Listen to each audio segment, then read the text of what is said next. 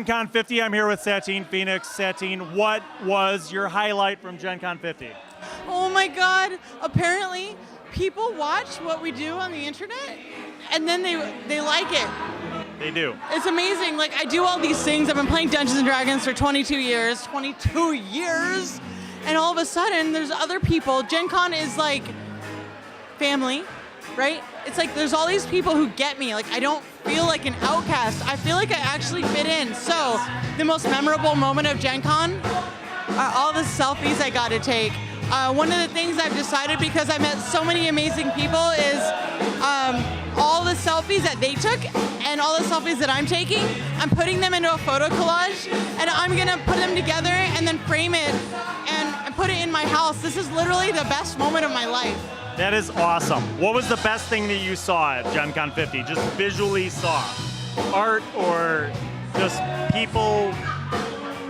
It came out of so many people's mouths is the thanking for GM tips and representing D&D. Like, hands down, there are other games, but there is no other game. Dungeons and Dragons brings people together. So visually, it was the smiles on everyone's faces saying thank you for representing D&D. Awesome. All right, what is one thing about you that the fans might not know? I love fish. I love fish so much. I lived in a studio, and I had 5 fish tanks. Wow. Yeah, wow. I love fish tanks. What I don't have that I really, really want is a seahorse fish tank and a jellyfish fish tank. Seahorses are so cute because they got these little faces. Don't they reproduce like by themselves? And then they move like this. Yeah. Yeah, they're really cute. But Right. I love fish. I had a ghost knife fish. I had a fire eel. Yeah, man, I've had some serious fish. I have a serious fish addiction. That is fantastic. Thank you. Have a good Gen Con 50. Okay. I am here with the fabulous Rudy Ruttenberg. Rudy, I have to know, what is your highlight of Gen Con 50? You. Yeah, no, seriously. I'd say that my highlight so far has been the Gygax Museum part. Like, I saw it at GaryCon, but coming down here, getting to do that with my friends. Oh, and then axe throwing. Axe throwing was so much fun. Awesome. I did it underhanded. Nice. Did you actually land any of the axes, Rudy? I did. I hit my very first 2 with the two-handed approach, but I was actually better with the one arm. And then you can do it underhand, which is a trick shot. And Ivan did one, and he landed it, and I did one, and I landed it. Nice. Well done. All right. What is something about you that the fans maybe don't know about that you would be willing to share? Well, I guess we start out with like I used to be an actor as a kid, right? I did theater going all of this, but my first feature film role was in the movie Argo, which won an Oscar. So I can say, oh, my first feature film was an Oscar-winning film. Well, now you have to go out and see Argo, everybody. Oh, one more thing. I can do southern accents by region. Like Texas has like 3. Give me one example. Pick one. Well, if you're gonna go to like North Texas, you're gonna keep it a little bit more on the draw side, but you're gonna keep it a little slower, as opposed to going to Houston. Houston, they got a little bit faster talking because they're used to driving faster. Rolled there about 90 miles an hour. You know what I mean? I know what you mean, brother.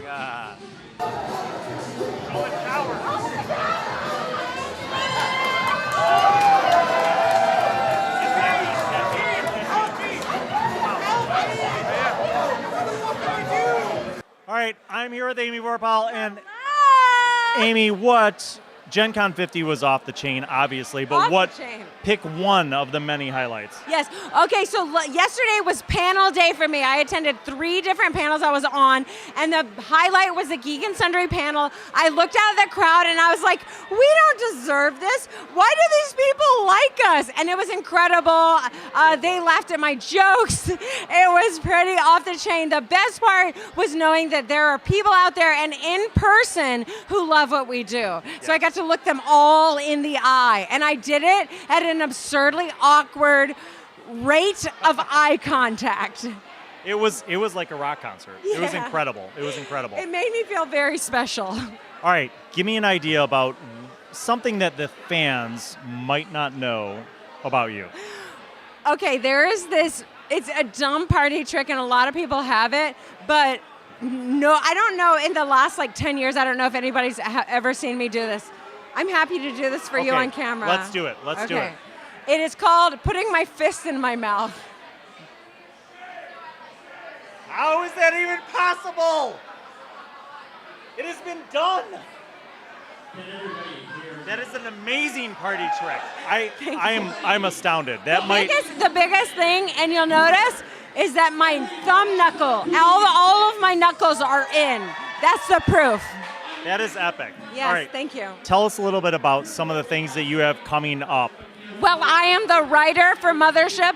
They also let me host a couple of segments. So I highly encourage you to check out Mothership on Geek and Sundry and Nerdist at 5:30 p.m. Pacific time. It is my little baby, and it's amazing. We've got awesome guests. We've got Paul F. Tompkins next Thursday. We had Tom Green this last week. We had Jesse Graff, American Ninja Warrior, the week before. We are getting all kinds of guests and my comedy, so you're welcome on the show. Who's your dream guest? I'm throwing this is a curveball, but who's your dream guest? My dream guest and scenario is Benedict Cumberbatch, and unsuspectingly, I rape him on the cheek. So I come up and I force him to accept my kiss on the cheek because he is a beautiful, talented, wonderful gentleman, and I love him so much. You know what? I would even do that because he is beautiful. Thank you, Amy. Absolutely. I'm so excited to be here. This is the best party in the world. I feel like a freaking celebrity, and everyone is the nicest person. I was able to play Dungeons and Dragons with some people out on the patio, and I just want to roll dice and pull Jenga blocks all night long. Amy Vorpahl, mic drop. We're out. I'm here with Ivan. Ivan, tell us, what was the highlight of Gen Con 50? Everything, all weekend, all the time, because Gen Con 50, do you realize that there are our grandparents, some people's grandparents are as old as Gen Con? If you've been to the museum, this is the best Gen Con ever. Pick one thing from the museum that you were like feeling the emotions on. So there was a first edition of Axis and Allies before Mattel picked it up that was laying out there from its original publisher, and it was impressive. It was awesome. I didn't know that there was an original publisher at all for it. Wow, okay. Second, what is something about you that the fans maybe don't know that you're willing to share? Something different that the fans don't know. My favorite pet is a sugar glider, and at one time I had 4 of them. Wow. Yeah, I love them. Do you know what a sugar glider is? Is it a little mammal rodent kind of thing? Yeah, they're marsupials, and they live in a pouch and they love you. That's fantastic. Thanks, brother. Have a great Gen Con.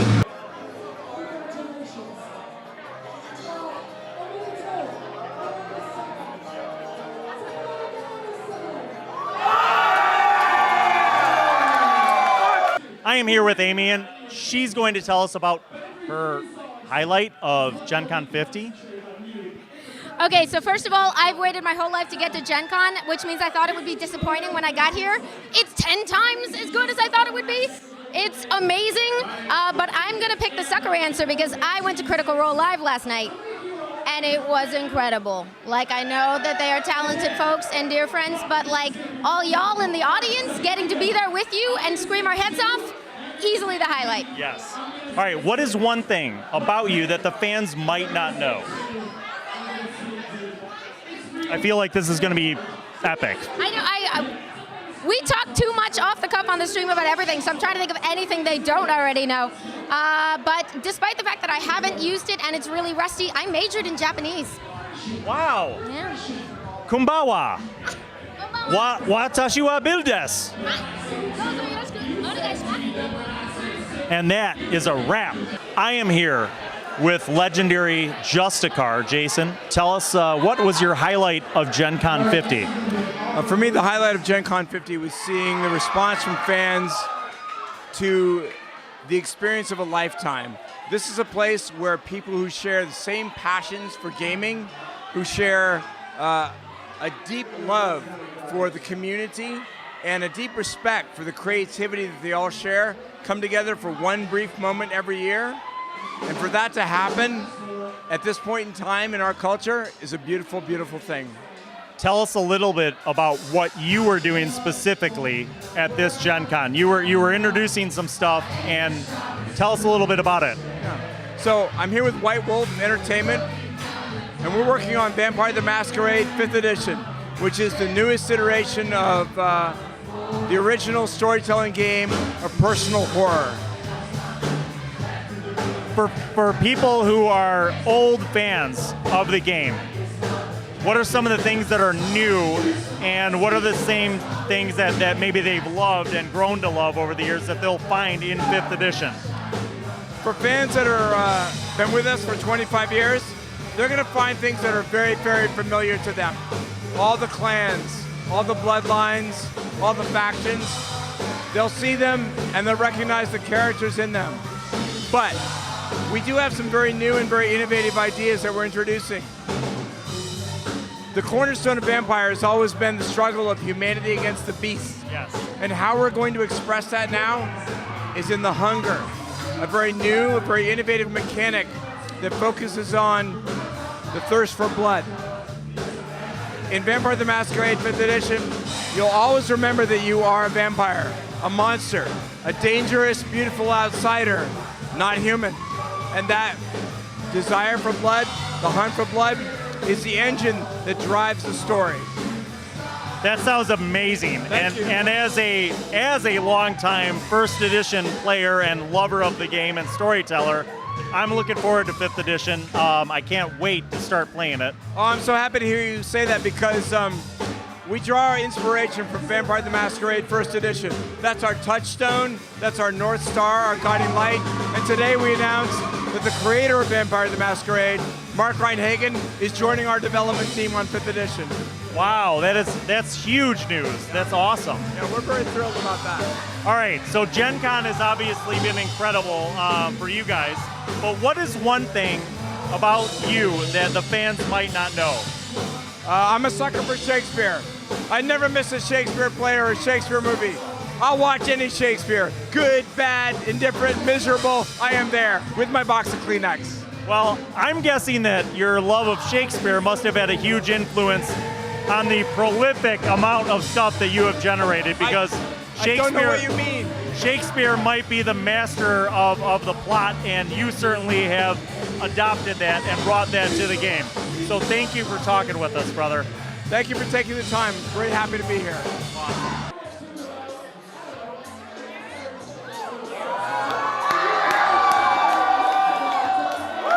I'm here with Zach and Stokely. So we're going to talk about the highlight of Gen Con 50. You ready?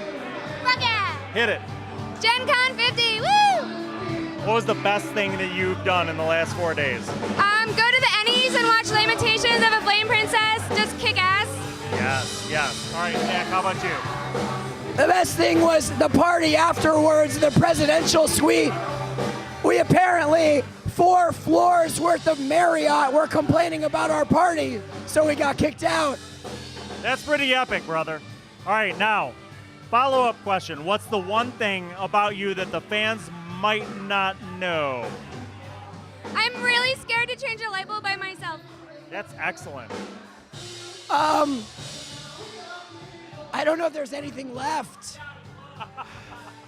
I mean, that's the thing. I'm not sure there's anything about me someone on the internet doesn't know. All right, can you pick your nose with your tongue? No, but I could pick yours. That's it. That one. Zach just dropped that mic. I can. Okay, that's it. That was it? That was a really short interview. All right, tell me what you have coming up. Oh, Demon City, which is like a horror game. And sooner than that, Frostbitten and Mutilated, which is an adventure for like D&D like. When are we looking at that dropping? Before January. 2017, keep an eye out. What do you have coming up? Well, my balls haven't dropped yet, but I'll let you know when they do. Love it. Thanks, guys. I am here with Dave Friant from Nerdarchy. Dave, how you doing? Good. How are you, Bill? I'm doing great. What is the best highlight of Gen Con 50 for you, Dave? Well, I kicked off Gen Con 50 with a stream game with Maze Arcana, Rudy and Ruttenberg and Satine Phoenix. So from there, it was kind of like all downhill. Well, I did stream an event by Matt Mercer next, so I started with a bang. Nice. All right, now here's the pop question. What is one thing about you that maybe the fans don't know? All right, they may or may not know that I've actually been a closet gamer for probably the better part of 25 years or so. The first rule about gaming was we never talked about gaming. I feel you, brother. I feel you. Thanks.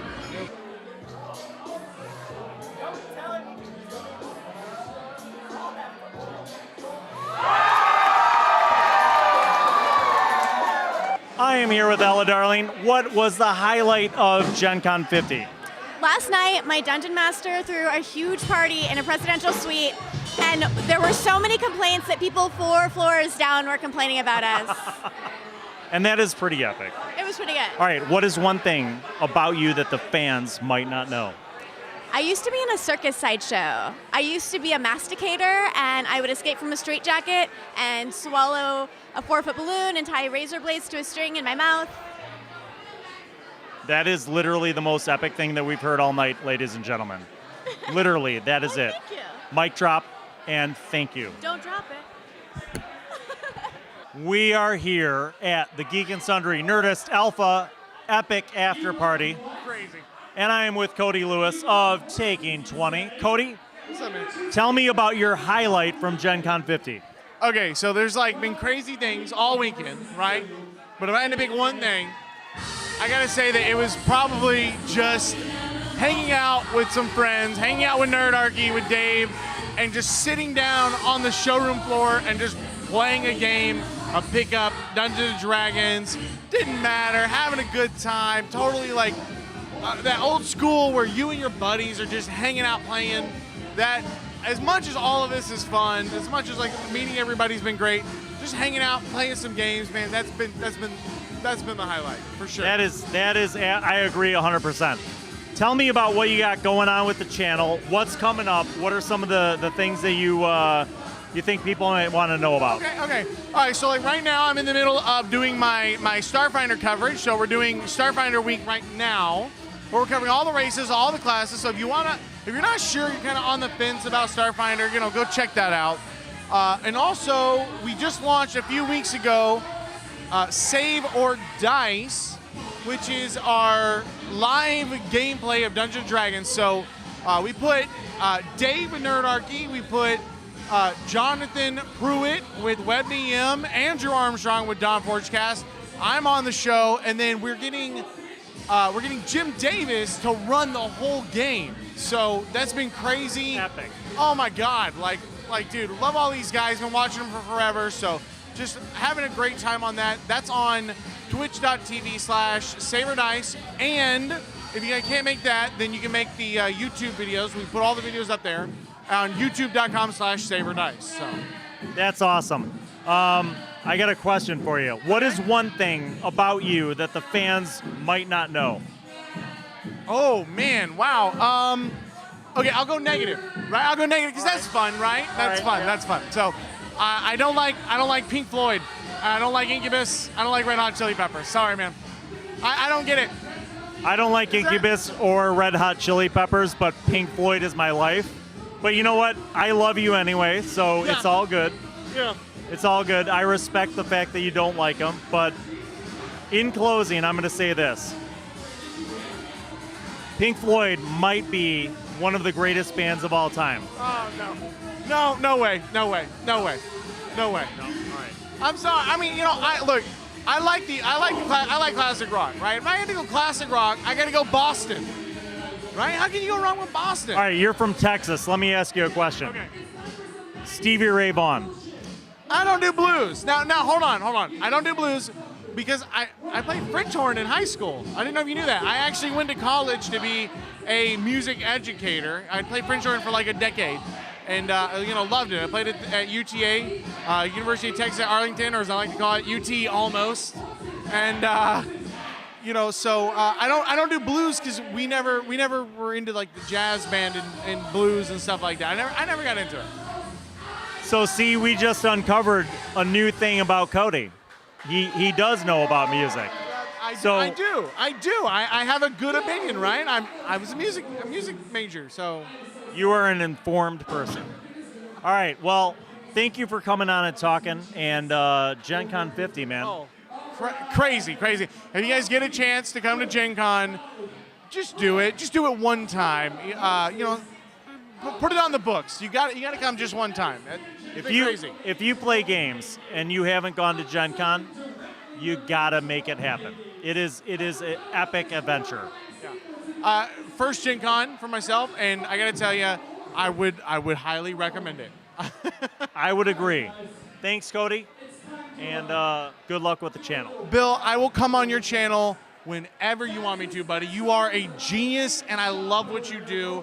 And anytime you want me on, man, I'm there, buddy. Right on. Thanks, bro. All right, man. Take care.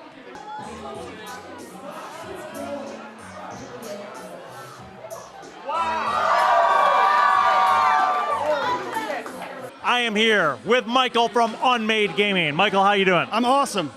All right, give me your highlight from Gen Con 50. This has been a crazy 4-day period of time.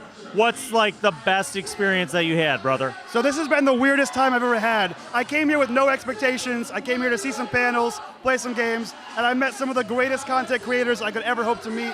I've been to some of the coolest places, and this is everything I can hope for at Gen Con 50. That is awesome. Tell us a little bit about your channel and the kind of content that you're doing. Sure. Yeah, I do a lot of tabletop role-playing on twitch.tv/unmadegaming. You can find me there. We do charity streams. We do all kinds of tabletop, D&D, Numenera, all that fun stuff, Blades in the Dark. It's a really good time. All right. What's one thing that the fans might not know about you? Like something that maybe they don't know, a quirky thing that they wouldn't know about you. So I was in choir for 4 years in high school, competed at nationals, and every time I hear a song on the radio, it's a struggle not to just break out in song. That is fantastic, brother. It's been a good time. Fantastic. Awesome. Well, thanks for talking with us, and Absolutely. Good luck with the channel. Absolutely. I am here with Rachel, and she is a mod extraordinaire, a mod mistress, if you will. Rachel, tell me your highlight of Gen Con 50. It was probably the signing with the Critical Role cast and getting to have a moment with each and every one of the members of the cast. I've only gotten to know a couple of them here and there, so being able to see all of them within one setting was amazing for me. Awesome. What is the thing about you that people might not know? I work myself to death. How many hours would you say, Rachel, you spend doing mod work and being involved with the Reddit? Give us a ballpark range. Over 40 hours a week. It's a full-time job. Awesome. Thanks.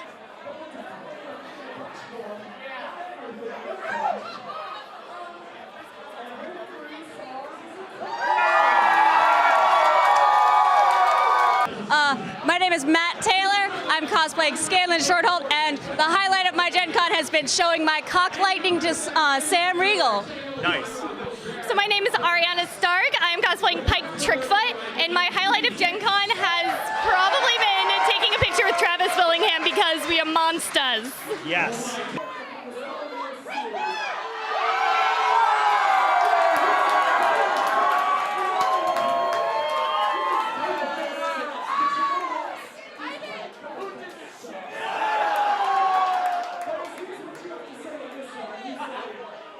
I am here with the legendary 2D6. Introduce yourselves, boys. I'm DJ Stuck Down a Mine Chap with a broken leg.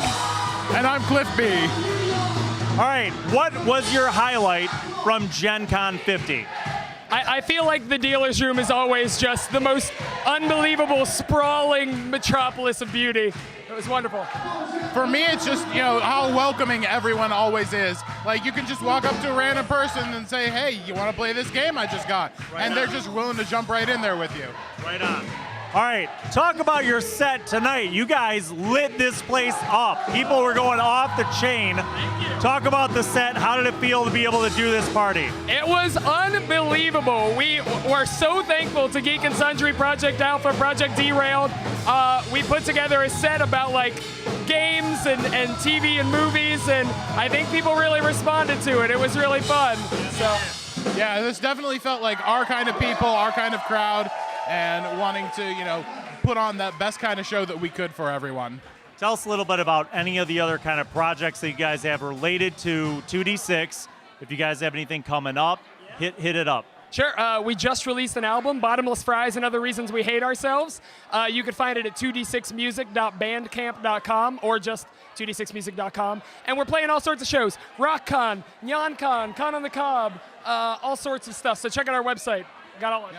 Yeah, I mean, we're doing the same things, just trying to present the best kind of material we can to, our friends and fan base, that, sharing everything that we love with them so that, maybe in turn they'll love those things too. Well, you guys, check it out, man, because these guys know how to light up the house.